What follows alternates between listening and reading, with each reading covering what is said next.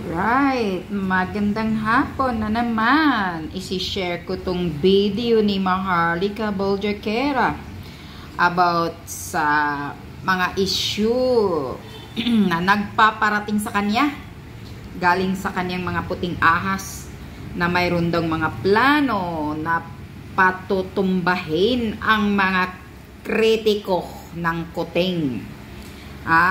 Mga kritiko ng bulok na administrasyong Marcos na to.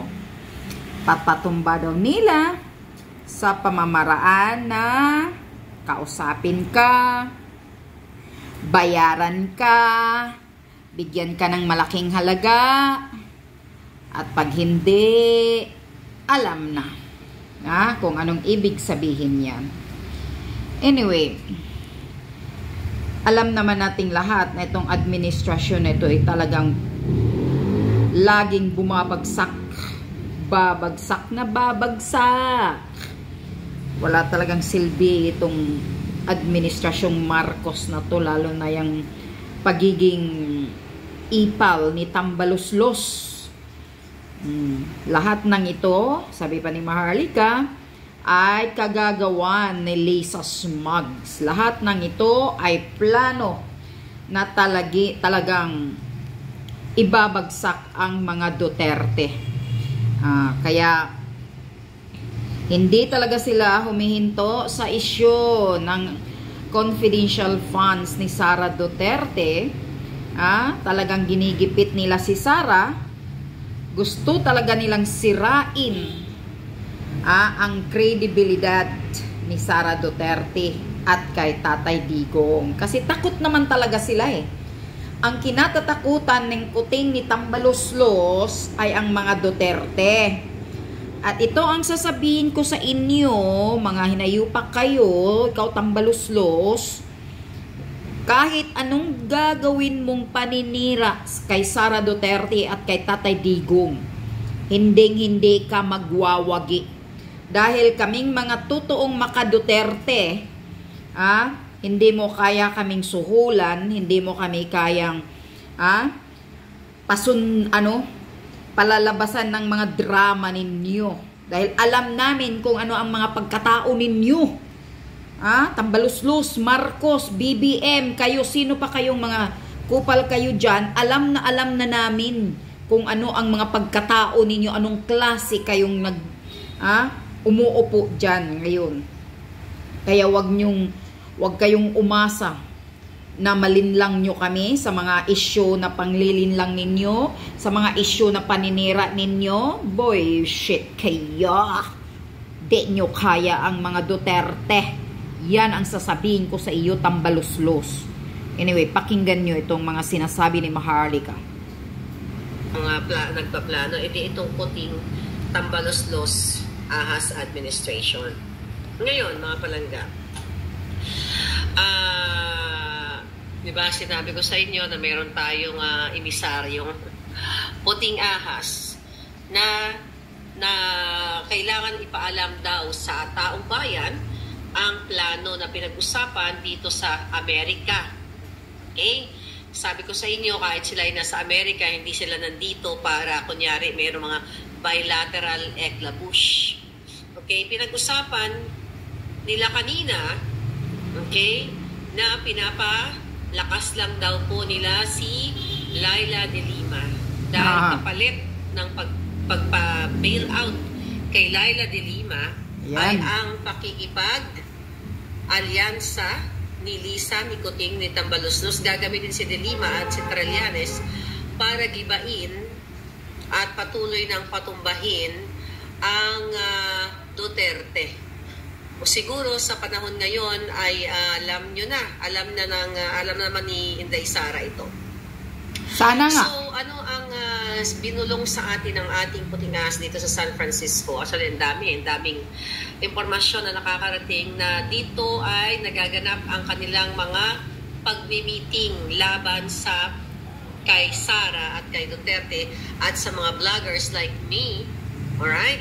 Actually, mamaya banggitin ko ang mga pangalan ng mga vloggers na dapat mag-ingat kayo kasi kasama po kayo sa kanilang Oplan ipatumba o tutumbahin. Literal man o kung ano man ang ibig sabihin nilang tumba, pero definitely literal yung ibang tumba. Kaya kailangan nating lahat mag-ingat. Ngayon mga palangga, diba, sinabi ko sa inyo nung nakaraang araw na ang habilin ni Lisa ni Tambaloslos sa Congress dito kila Franz Castro, kay doon sa mga kasabot niya sa Kongreso ay puruhan ng puruhan si Inday Sara. Diba? Yan po ang habilin nila. At sinabi ko na sa inyo na si Senator Amy Marcos ay nakipag-usap kay Kuting sa kanyang kapatid kasama si Inday Sara na parang somehow gawa ng paraan yung panggigipit kay Inday Sara dahil sabi nga ni Amy Marcos, kung hindi dahil sa kay Inday Sara, ang term niya sa babaeng yan, kay Inday daw, ay hindi ka magiging presidente, Kuting. Well, of course, sa tulong ng Smart Magic. Pero kung kailangan yung malaman, mga kababayan, hindi natin makanap over yung pestla ko dyan. Okay? Cleo Fortaleza, how are you? Ayan. Nancy Ching, ayan. Kailangan nyo makinig at i-share ninyo. Hindi lang ako makaalisan ng boses ngayon kasi medyo ang boses ko ngayon malat. But ganun pa man, ano po ang nagaganap sa kanilang Oplan? Actually, Oplan, eliminate the enemies. Okay? Gusto nilang itumba lahat tayo. Numero 1 na ako dyan na gusto nilang ipatumba. So, nagpupulong sila at dito sa Amerika at dyan sa Pilipinas, yung mga galamay nila na itutumba lahat ng kalaban sa politika o sa vlogging. Itutumba nila lahat sa pamamagitan ng what?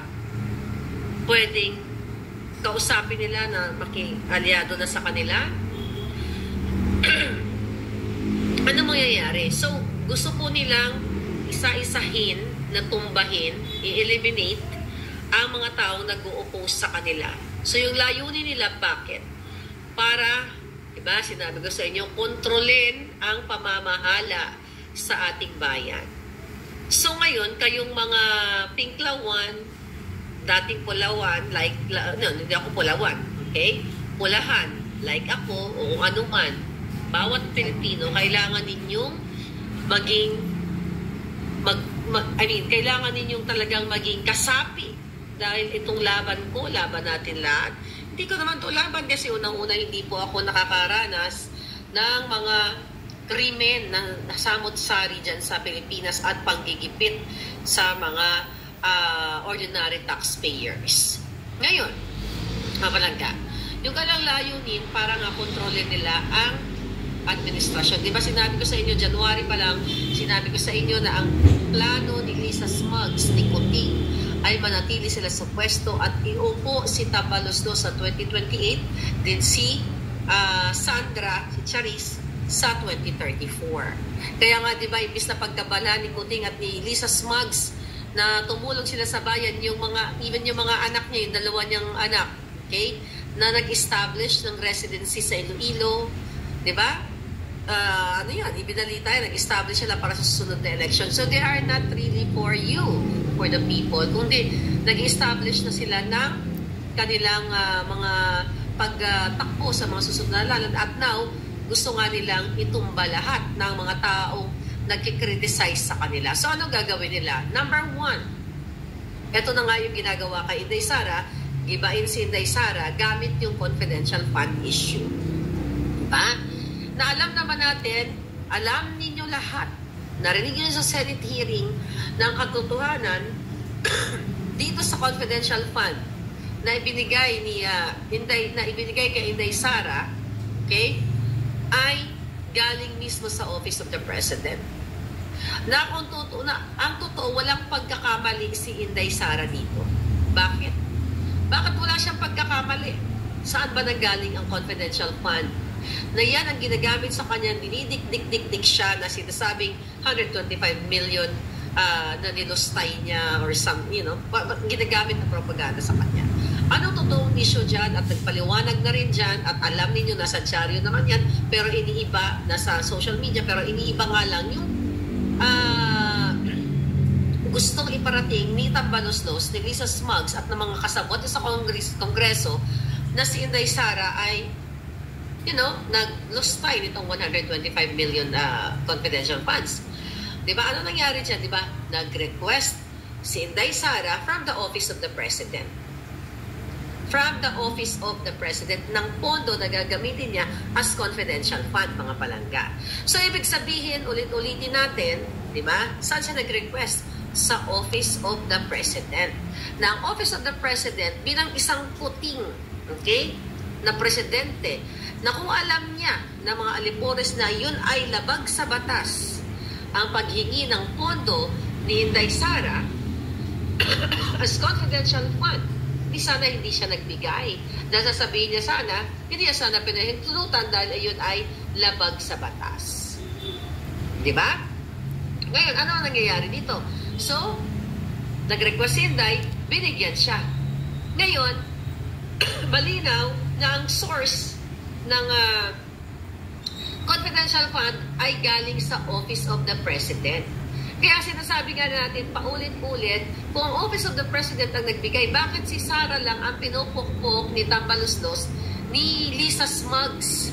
At ito ang ginagamit sa kanya para sirain siya sa taong bayan. Correct. Si Kuting ang nag-approve niyan. Ang pamanabi ng Kuting ang nag-approve niyan. Dapat yung isaksak din ni Senator Amy at gano'n niya dapat ipagtanggol yung kanyang BFF. Ang sarap gusto at sulit. Why is choice may gasit mo? Why is my choice payless? Ni Senator Amy at gano'n niya dapat ipagtanggol yung kanyang BFF sa kanyang kapatid. At sana wala nang paligoy-ligoy pa na sinasabi ni Senator Amy na kesyo may mga masasamang nag-i-influensya kay Kuting sa kanyang kapatid, may masamang na sa paligid. So, ibig sabihin, kung nagpapa-influensya ang kapatid mo, Senator Amy, wala siyang kwentang tao, which is we all know, na walang exactly. kwentang tao. Ba't ka nagpapa-influensya? Presidente ka? Ikaw dapat ang nag-i-influence sa iyong mga cabinet people, ang mga taong nasasakupan mo para gumawa ng tama. Hindi na-influensyahan si Kuting para manggipit ng kanyang na kanyang ka-unit team.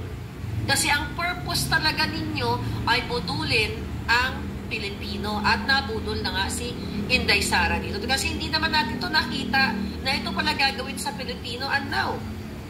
Sabi ko, sinimulan nila yan kay Rodriguez diba? Pero tsaka na tayo nadako dyan. So, malinaw ang instruction. Dito sa San Francisco, nagmi-meeting sila palangga. Okay? Nagagamitin nila si De Lima at Trillanes. Okay?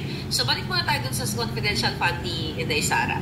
So, di ba, ang source ng fund ay galing sa Office of the President. Ulit-ulitin natin yan na inaprubahan ni Kuting. Okay? Nasa kanya yan ang power to deny o approve. Pero inaprubahan niya para what? Di ba? Kung yun pala ay labag sa batas at may impeachable offense na nakaakibat doon, dapat din-approve niya. But the intention is very Lisa Smugs. Gamitin kay Sara Duterte ang confidential fund na yon na dapat kung meron mang may impeach doon ay si Kuting. Tama. Nakuha pa ng inang polboronic na Kuting, ang dapat ang ma-impeach siya. Yan ay unconstitutional. Diba? Ngayon, mga kababayan, si Sara talaga ang pinag-iinitan nila. Dahil yun ang plano nila pala in the first place. Bago pa yan, nakipag-usap sila sa Smart Magic, talagang gigibain ang Duterte at gigibain ang taong bayan. Kasi alam nila kung hindi dahil kay Sara at sa Smart Magic, hindi naging presidente si Kuting. Dahil statement mismo yan ni Senator Amy Marcos. Right? So si Sara lang ang pinapalabas ng mga mambabatas na lumabag sa batas dahil sa confidential fund na ito. Yung mga buwaka ng inang mambabatas, Kongreso, Senado na ito, di ba? Hindi halos, bayad ng mga pagkatao ng buwaka ng Ginemes na pinapalamo nila sa bawat pamilya nila, ang sinusulasok nila sa kanilang mga dugo, sa kanilang mga pores, bawat inject nila ng botox nila at kung ano-ano mga kadyutahan sa mga pagmumukha nila ay galing sa pera nito. At binabayaran sila ng ahas at puting na administrasyon ngayon para what? I-eliminate, itumba si Sara Duterte at ang taong bayan. Nasa mga kamay ninyo, bayan. Okay? Ulit-ulitin ko, nung ako ay nangampanya, sabi ko, I'm not for Sara, I am for Kuting. But now, nakita natin na si Sara Duterte, kahit hindi ka Sara Duterte supporter, kung lilinawin mo ang iyong utak, bubuksan mo ang utak mo, Palangga, na ang nagbigay, ulit-ulitin ko, ang nagbigay ng 125 million, nanggaling ang pondo sa Office of the President. Nag-request si Vice President Sara na baka pwede siya mabigyan sa kanyang as confidential fund para gamitin niya sa ganito, na pinaliwanag niya para i-train yung mga bata sa ROTC para sa labanan ng insurgency, which is maganda. Pero bakit ngayon magtataka kayo? Hindi naman kayo siguro nagtataka dahil matatalino kayo, di ba? Mas talino pa nga kayo sa amin dito. Ngayon. Kaya nga.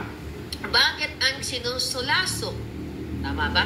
Ang gustong itumba ni Lisa, ni Kuting at ni Tambaluslos ay si Sara lang. Kasi nga ang plano nila is really tumbahin ang Duterte kasi alam nila malakas pa Duterte. Malakas pa mga supporters, andyan pa kayo eh. Okay?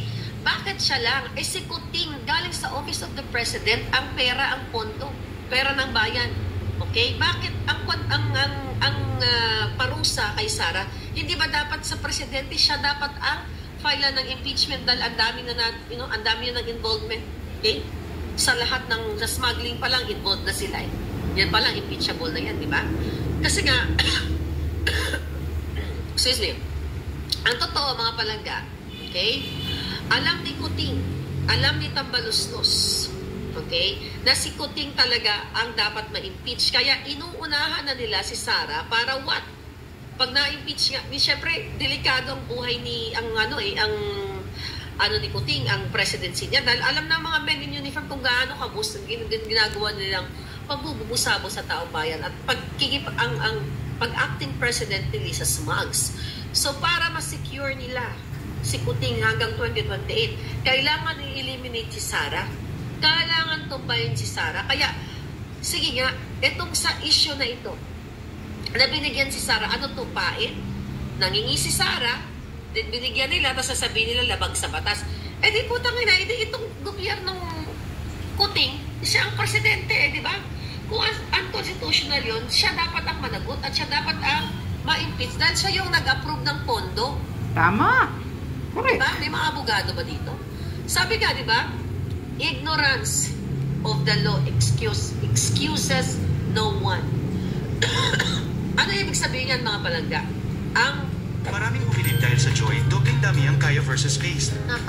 Advertisement na naman. Totoo pa yung sinasabi ni Victor. Yung sa Pace kasi, ulit-ulit lagi ng pagpahit. Sa Joy, isang pantaklan. Bayan. Dapat ikaw Kuting ang ma-impeach, hindi si Sara. Ang katamangan, ang kamangmangan, ang kapulburunan sa batas ay walang excuse me, ay hindi dahilan, okay, ng sino man o ng sino mang Kuting. Di ba? Hindi mo pwede sabihin hindi mo alam ang batas, lalo na presidente ka pa. Hindi ka pwede, di ba? Na hindi ko kasi alam eh. Bawal kasi yun eh. Binirmahan ko, binigyan ko si Sara, di ba? Hindi mo pwede i-excuse yun na hindi mo alam. Pero ngayon, gusto nila si Sara lang ang idiin. Ang idiin nila Palangga. Diba? Oh. Ano ngayon yan mga kababayan? So ngayon, sinet up ba nila si Inday Sara? Definitely sinet up nila. Sinisit up talaga. Pinainan ba nila ng pinainan nila? At ngayon ay pinubugbog nila sa pamamagitan ng mainstream media. Kasi hawak na rin ni Lisa ang mainstream media. Nakita nyo naman, noon, even ng Rappler, News 5, ABS, lahat halos na mga yan, very critical sa diktador. Lahat ng headline nila kung babalikan yung diktador Marcos, diktador. Pero ngayon wala nang kritisismo. Mangilan-ngilan na lang ang natitira dyan. Mamaya, babagitin natin sa inyo kung ano yung sulat ko para natin makalimutan. Okay? Okay, at saksi at saka remate. Okay, tatouch natin mamaya yan. So ngayon, Yun yung purpose nila at yun ang pinag-uusapan nila dito sa San Francisco na pinapagaling lang daw, pinapalakas lang nila si De Lima at yun ang gagamitin para pukpukin naman ang ICC, ipasok ang ICC sa Pilipinas para ibagsak si Digong Niño, si Pangulong Duterte. Diba? Para patahimikin, takutin. Imagine mo dating former president kasama si GMA dyan, diba? Dinemote nila, totally tinanggal nila, diba? So ayon dito sa pinagmimitingan nila kahapon ba yun? Yeah. Na pinapalakas lang ni Tambaluslos, ni Lisa, ni Kuting, si De Lima, yun kasi ang kapalit ng kanyang pag-bail, yun ang pinayagan na i-bail out siya para idiin si Duterte. At kasama na rin si Inday Sara, syempre. Ngayon, gagamitin, ayon sa napagbitingan nila, nakarating sa atin, sabi ko sa inyo, tangina kahit saan, hindi kayo makakalusot. Gagamitin ni Kuting at ni Tambaluslos si Bonjing Remulla para gumulong palangga yung request ng ICC na makapag-imbestiga, diba yung sinasabi lang nagkaroon ng genocide sa Pilipinas during the war on drugs ni panahon ni Pangulong Duterte. Gagamitin na ngayon si De Lima at syempre kasama si Remulla dyan.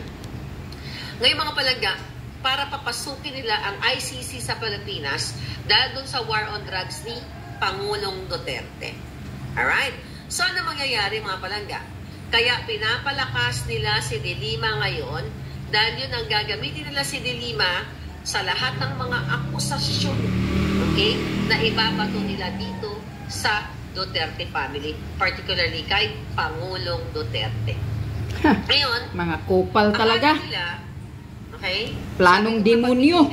Akala daw nila, mga palagda, talagang umaasa sila dahil dito sa ginagawa nila ngayong pagigipit kay Sara, ay tatahimik si Duterte. Ine-expect na nila sana tumahimik para masindak. Ang tanong, masisindak pa si Duterte? Diba, nagsasalta na nga ngayon, diba? So, definitely, hindi magsasawalang kibo si Pangulong Duterte dito sa mga korupsyon, sa anomalya, sa mga pulburon, dito sa smuggling, sa lahat ng mga ginagawa ni Tambaluslos, ni Lisa Smugs, at ni Kuting administration. Yan ang kanilang plano or playbook na ginagawa ni Lisa Smugs. Ngayon, mga palangga, kaya masabi ko sa iyo, masabi sa akin ng Puting Ahas kanina, sabi niya, Miss Maharlika, kailangan unahan mo na.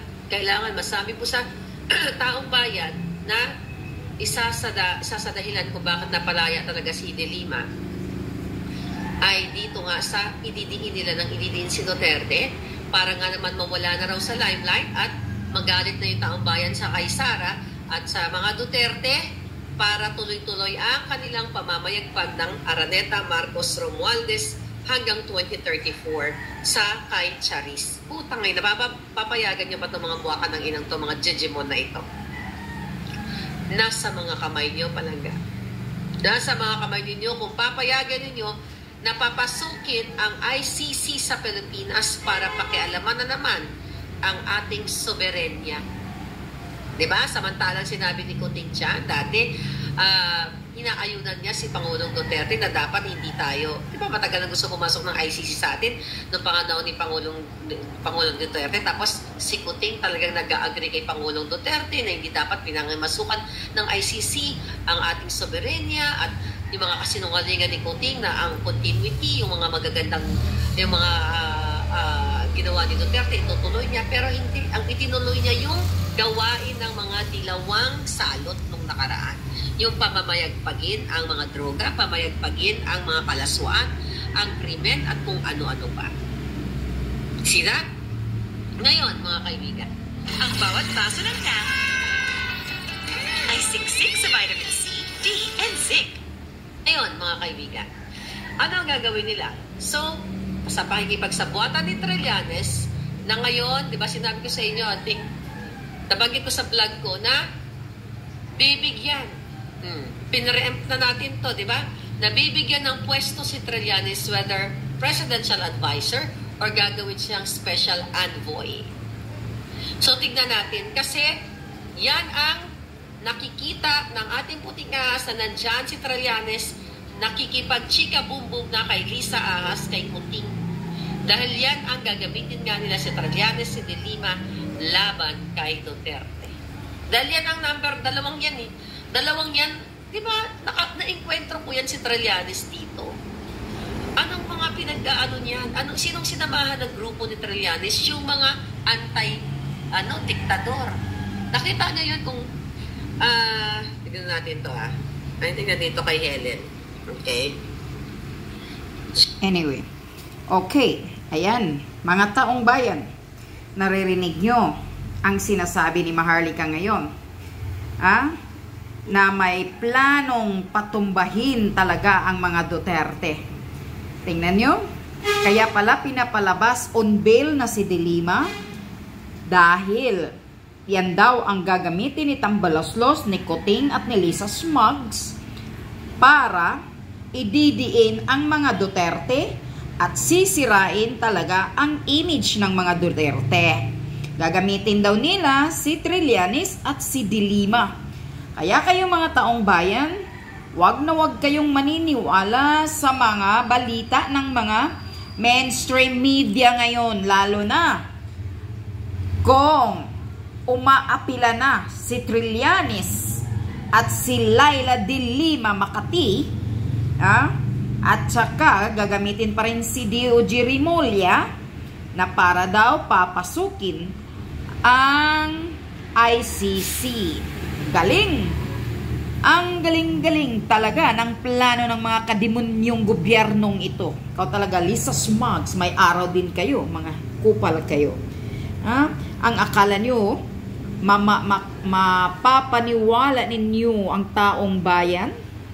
Hindi nyo kaya, tambaluslos.